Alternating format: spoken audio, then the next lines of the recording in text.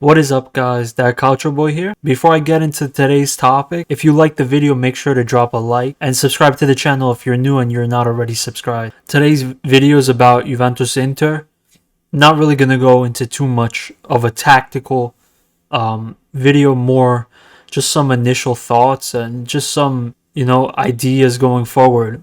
This game, as everyone knows, is a derby. This would be the second leg. Juventus take a 2-1 advantage with 2 away goals. For this game, Inter has Vidal and Alexis Sanchez suspended, and Barella tested positive today for COVID. As for Juventus, there's no suspensions, but today reports came out that both Arthur and Morata were feeling flu-like symptoms, so expect them probably not to play, possibly start on the bench. Not sure if they'll even be called up. The other player that most likely will not start as well is Bonucci. After pulling up against Roma, he had tests done, they came back negative, so again, expect him to start on the bench. According to Pirlo, both Buffon and Kulusevski will start from the first minute. And given Bonucci not playing, we can assume that De Ligt will be starting, with most likely Demiral as the 2 center back. The rumored lineup has Buffon in net, Danilo at left back with De Ligt and Demiral at center back, with Cuadrado at right back. Chiesa would be our left mid with the duo of Rabiot and Betancourt, with McKennie acting as a right mid with Ronaldo and Kulusevski starting. The latest reportings are saying that Bernardeschi will be starting. In my opinion, if he is going to start, I see him most likely moving over to left mid with Chiesa being the right mid. And if that's not the case, most likely Chiesa will be on the bench with McKennie starting. In my opinion, though, I think McKennie should be on the bench. I think he needs rest. We saw in the last game against Roma, he looks very exhausted. McKennie's been playing a really taxing position in the sense that he's always putting pressure and he's running back and forth. He's the true box-to-box that we have in this team. And so, given the amount of fixtures that we've had recently, also due to COVID, you have a game almost every 3 days. It would be probably in Pirlo's best interest and McKennie's to have him rested for this game. Now, given Inter's situation with both Vidal suspended and Barella contracting COVID, it's kind of interesting to think what their starting mid might be. Compared to the first game, Lukaku's back and Hakimi, so those are 2 very important players that they got back. But the loss of Barella is huge, in my opinion. Barella is the main midfielder that makes their midfield tick. I'm assuming that we're going to see Brozovic start with probably Eriksen, and I'm assuming Gagliardini. I don't really watch Inter, so I don't really know, but I haven't seen much of Sensi this season. I know last season and they were praising him to be so good and all in this, but I don't think he's going to be starting. I expect probably Eriksen to act as like the regista, with Brozovic moving to like left center mid or right center mid, with Gagliardini being the other player. I really think this is going to be a tough game. Compared to the first game, Juventus really, they didn't create many chances.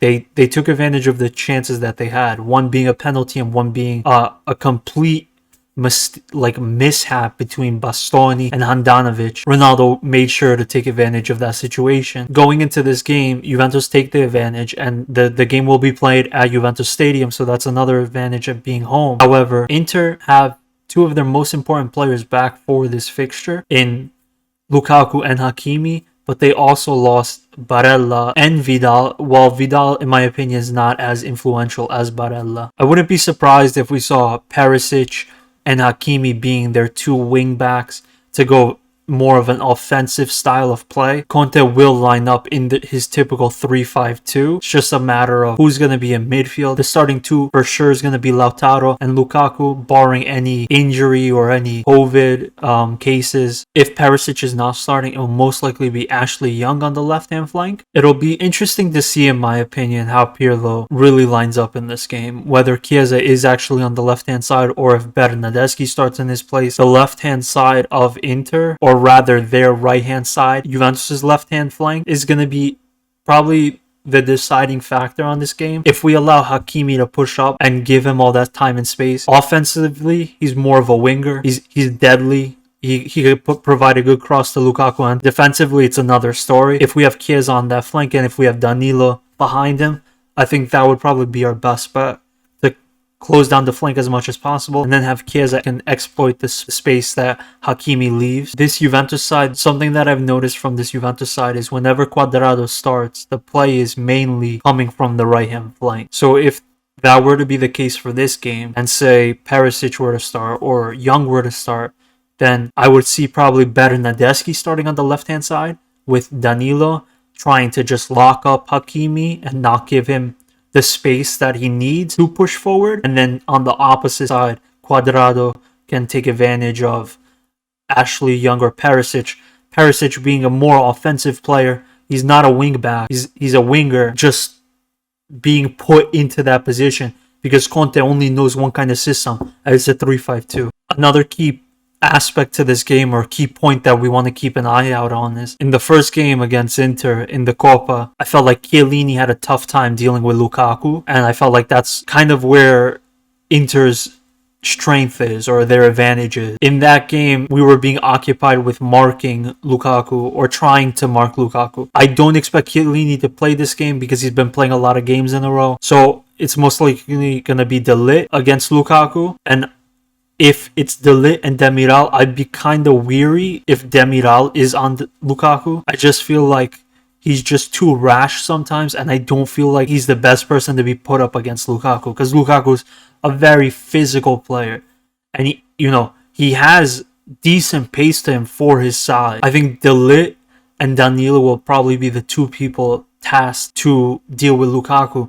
And if you could possibly phase him out, Lautaro's not. He can score, but he's not really a threat as much as I would say Lukaku is. And with Barella not being in the squad, the creativity, it kind of evaporates, because then they're probably going to most likely focus on Hakimi providing width and providing crosses or opportunities for the strikers who score. Another tactic that I expect us to see again is in the first game, Kulusevski was found marking Brozovic for basically the majority of the time that he played, which was like around, I think it was like 60-70 minutes. I wouldn't be surprised if that's the same case, but knowing Conte, he will probably find another outlet, given that was the tactic that was used in the prior game. But again, as I said, Barella is probably the main creativity that they had in the midfield, and without him being there, unless Eriksen takes his spot in the starting 11, they don't have as much creativity in that midfield. Now, in regards to Juventus's lineup, I again expect this game to be dictated by the wing. Centrally, Arthur's most likely going to miss this game, so you're going to have a duo of Rabiot and Betancourt. Rabiot against Roma, I thought did very well. He sat back. He's not really this like flashy player. He's not really a goal-scoring threat at all. He just doesn't really do much going forward. But if we task him to sit back, maybe Betancourt moves up a little more forward, as like he did in the last game against Inter. We saw him making more forward runs, and I feel like we had to take advantage of that. I feel like once Betancourt gets on a run, the only thing stopping him is himself. Betancourt has such a strong and big stature, and he looks like tiny in the sense that he looks weak, but he's not. And once he makes that run, and once he pushes past that first press, he just keeps going, and he has pace to him, especially with Morata most likely missing this game or starting on the bench. We're gonna need more creativity from the midfield. Kulusevski is a creative player, but he's very on and off, and I feel like tomorrow's game, I feel like it's going to be a very physical battle. Conte likes to take advantage of the midfield. That his gameplay is always with a strong midfield and with strong wing backs. And you see how Conte plays. They pressure players into losing possession. They pressure players into like playing only one type of game, either centrally, and then they lock up in the middle, or they push you wide and then they just shut down. They play like a catenaccio kind of style. I'm kind of worried in a certain aspect because Juventus have 10 players that can possibly miss the final if they pick up a yellow card, being Alexandro, Arthur, Betancourt, Bernardeschi, Chiesa, De Ligt, Demiral, Morata, and Rabiot, and Ronaldo. And most likely, how many of those are going to start? Probably Betancourt starting for sure. Bernardeschi might start, or Chiesa. The Ligt, Demiral are starting, and Rabiot, and Ronaldo. So that's 6 players that are going to start and could potentially miss the final if they pick up a yellow card. And I have probably 2 guarantees out of that 6. Demiral and Betancourt are probably going to pick up a yellow. Those are 2 key players for the final. Maybe not so much Demiral because assuming everyone's healthy, we have still De Ligt who could play. We have Chiellini, Bonucci. Even Danilo can act as a center back. He's done it. So his presence won't be missed so much, but I feel like Betancourt needs to try to not pick up a yellow card because he does it unnecessarily in my opinion. He does it too often. And assuming we take maybe a 2-0 lead into this game, I think once like the 60th, 70th minute, if he hasn't picked up a yellow, sub him off. Sub him off and put someone else on so that we can keep him for the final. Going into this game, I would have Danilo at left back for sure, with Chiesa starting on the left, and then Cuadrado on the right hand side acting as the right wing back. The reason I would do this is, as I said prior, if we can try to lock down Hakimi and then take advantage of the space that he leaves behind, that's probably the point we can exploit the most. Without Morata in the squad, we kind of lose some creativity, especially if Kulusevski is going to be tasked with Brozovic. Cuadrado is going to be influential again in this game. I think the flanks have to be won by us.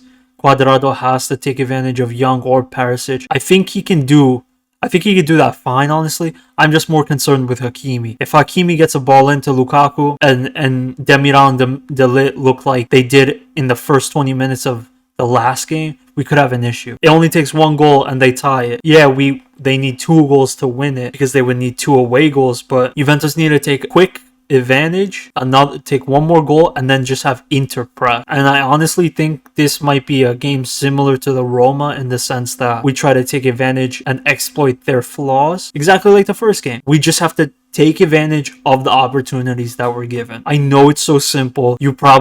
You're thinking like, why did I watch this video for him to tell me that you have to score? Yeah, it's obvious, but the way Inter is going to play, they're going to come to dominate the game. I expect Pirlo to probably sit back a bit more, absorb pressure like Roma, and then hit at certain points. And I'm not opposed to it. Again, I said I'm an Allegri lover. Like he was probably my favorite coach, especially of this generation. And it's just the type of play that we might have to do in this kind of game. I'm gonna name 5 key players for tomorrow, and I think it's gonna be De Ligt, Cuadrado, Ronaldo, Chiesa, or Bernardeschi, depending who plays, and Betancourt. The reason I mentioned those is Chiesa or Bernardeschi, they're going to be influential in the sense that they're going to be, again, like I said, tasked with Hakimi and exploiting that space. I think that's going to be a huge point of tomorrow's game.